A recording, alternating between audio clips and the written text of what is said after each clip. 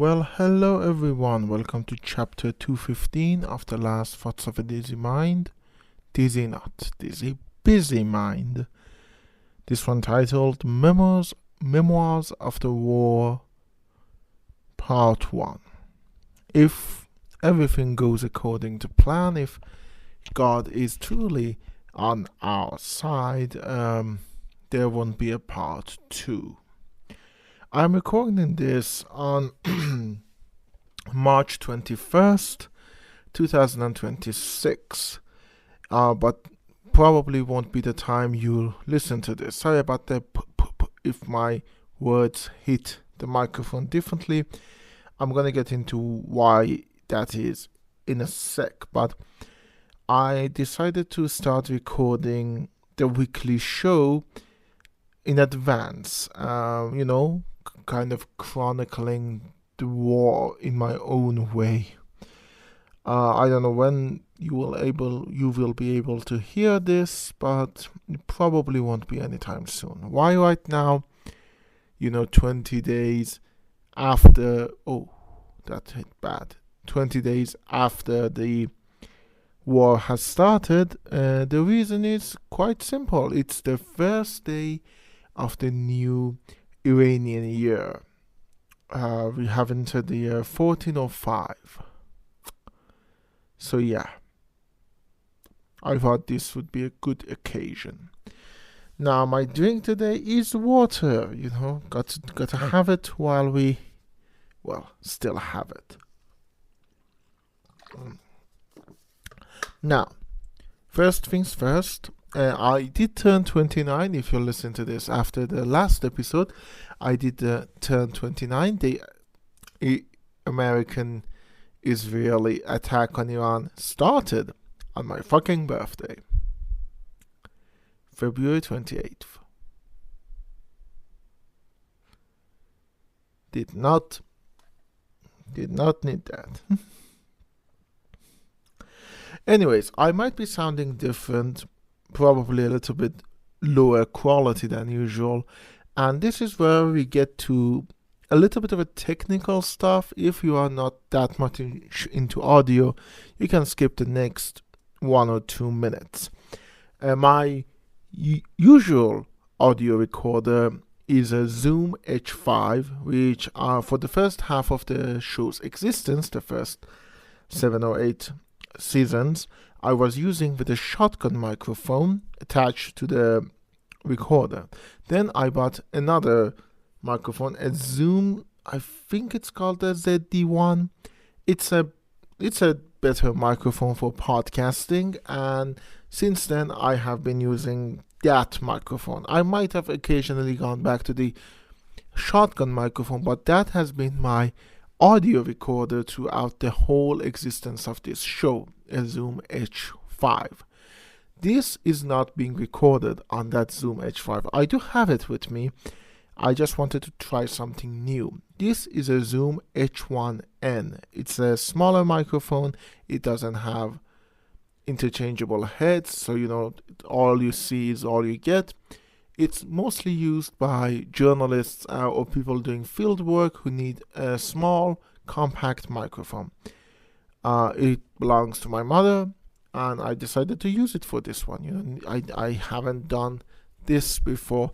I think I have recorded an episode with my phone. I'm not sure. This show has been going on for 6 years at this point, so give me some leeway. It's a one-man operation as well. Nobody is doing anything else for me.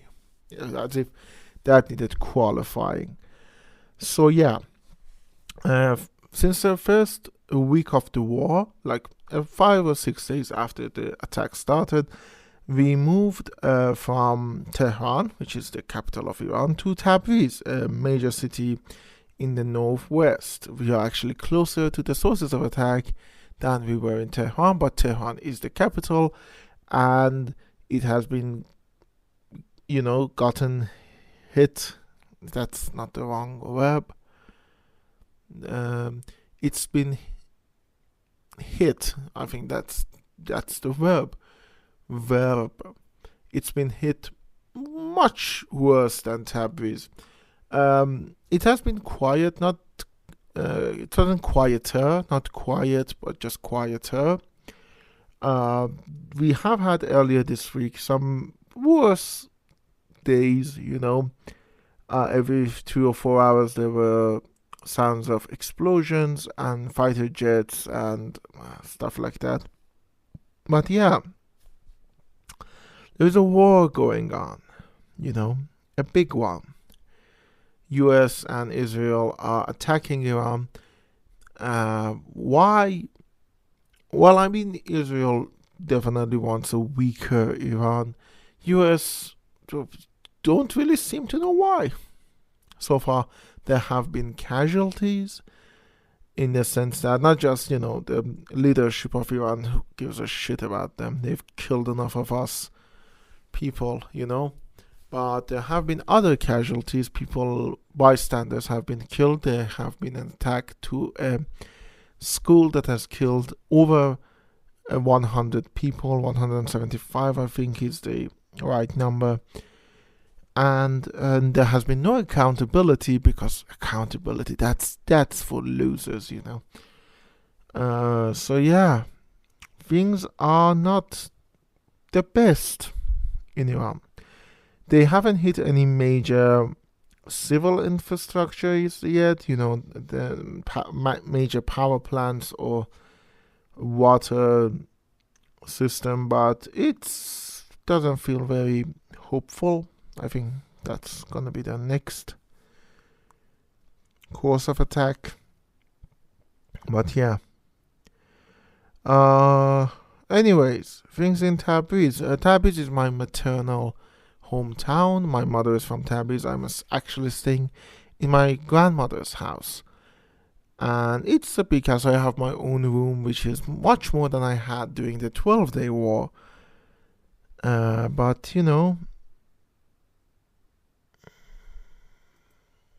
I don't know. I don't know what I'm saying.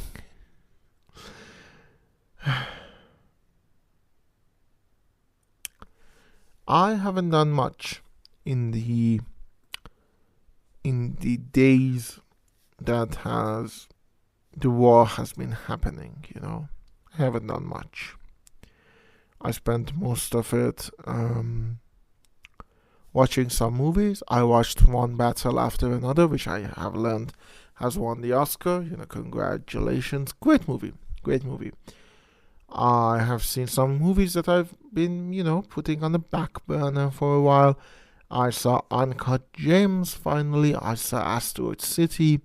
I played a video game which I have been trying to do for a while. I borrowed my friend's Switch in the peace times, brought it with me to Tabriz, and I actually played Mario Odyssey. Very fun. I enjoyed it immensely. And then I did some other stuff as well. Mostly happened to be about organizing things in my grandfather's old workshop, and I found one of the coolest tools ever. It's actually right near me. Let me grab it. It's a wire cutter and a needle nose plier in one. Basically, you flip the tool like one of those butterfly knives, and it's a wire cutter. And then you flip it again, and it's a needle nose plier. Now, neither is the best quality. It needs some refining, and it's more of a novelty than I think an actually useful tool, but I loved it so much, and I now have it. My grandmother gave it to me. Sorry for the loud noises you might be hearing. This microphone does not have a windscreen, so whenever I move my head and I breathe through my nose, it sounds like it's been hit by a tornado. And yeah. Well, not gonna lie, so far 25 hasn't been my favorite year, of 29, sorry. 29 hasn't been my favorite year that I've been alive. the last 22 days of my life has been marred by a sense of restlessness. I don't know what is going to happen, what will happen. And it scares me. And I hate being this scared. I hate the fact that I can't plan for anything, that my life is on the whim of two child-killing regimes and a pedophile president of the United States that acts like he's here to help us. I don't believe it. I don't think he is. I don't think anyone is here to help us. I don't even think the monarchists, golden boy Reza Pahlavi, is here to help us. Help is not coming. And I am too depressed to talk about the fact that Iranian people need to help themselves. Now, last season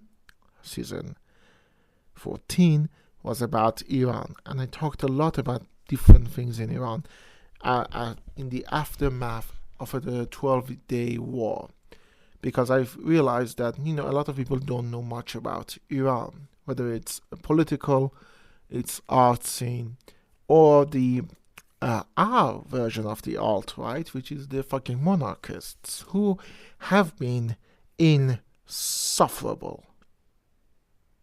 Okay, in normal time, in peace times, monarchists are idiots. In wartime, they are actively, shutting down their own fucking brains. One of my favorite saying is, if they had brains, they wouldn't be monarchists. But in the 12-day war, they showed how callous they are with the lives of their fellow men. And in this one, they just show how much of a ghoulish behavior they have. Basically, this war, they were one of the biggest champions of it, Let's do it because they believe that, this war will end Islamic Republic. I don't believe that. The same way that Donald Trump thought that if he killed Ali Khamenei, which he did on the same day as my birthday, which again, nice surprise. I am very glad that the dictator that I've known all of my life is dead. That is genuinely joyful. I would have preferred him shackled and answering for his crime against humanity, but dead is the next best option, and I'm glad that he is fucking gone. And a lot of other ghouls surrounding him are also gone. But Donald Trump thought that if that happens, Islamic Republic will fail. A lot of monarchists feel that. Most of them diaspora who haven't lived in Iran since 1979. So, their understanding of the Iranian situation is as well as Donald Trump's. Because when Ali Khamenei died, Islamic Republic didn't crumble. The fact that this war hasn't been over in 23 days, 22 days, should tell you a lot.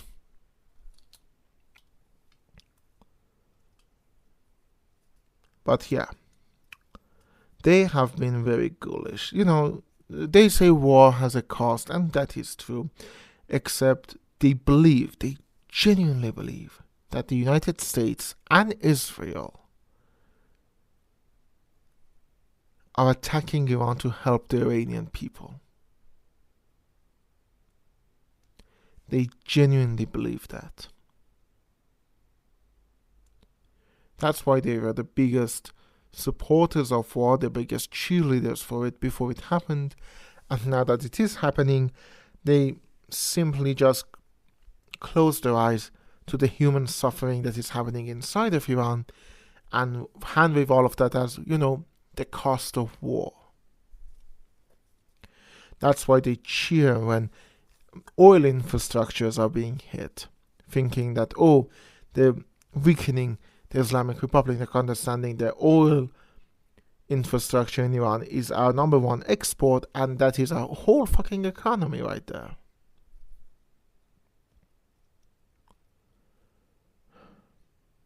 Their brains are just gone.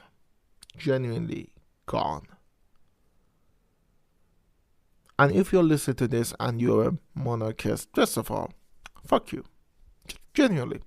Your whole political ideology is resting on top of the fact that someone is worthy of rulership because his dad was the king, and that is fundamentally a regressive idea. And so, you can go fuck yourself with the same rusty tool that I now hold in my hand, a needle nose plier, and then you flip it, and it's a wire cutter. You can flip it inside yourself and see whether you like to fuck yourself with the needle nose pliers or the wire cutters. Fuck you. Just fuck off. But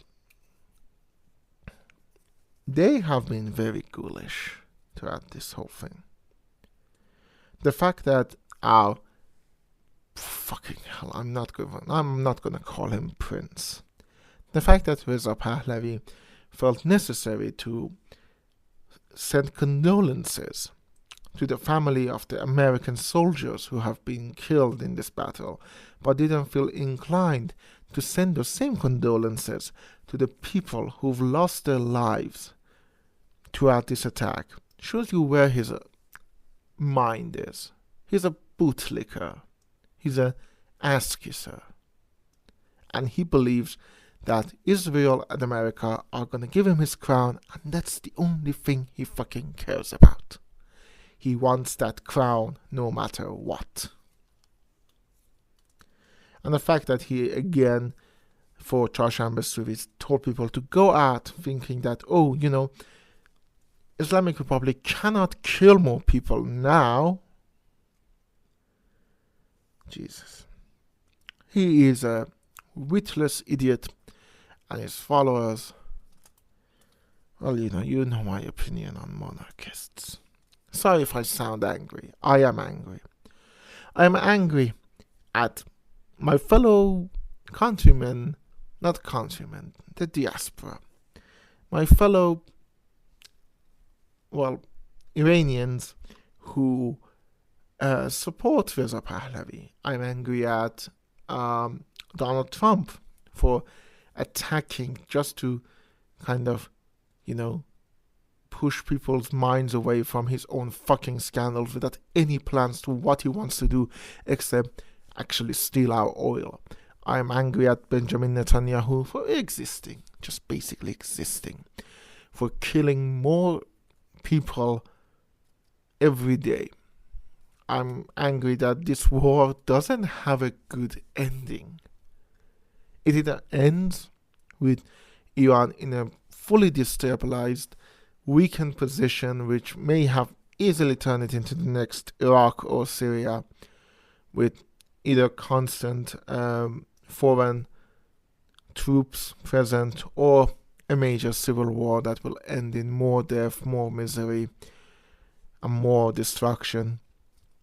And or it ends because Donald Trump gets bored and we're stuck with a regime that is now more ruthless and, will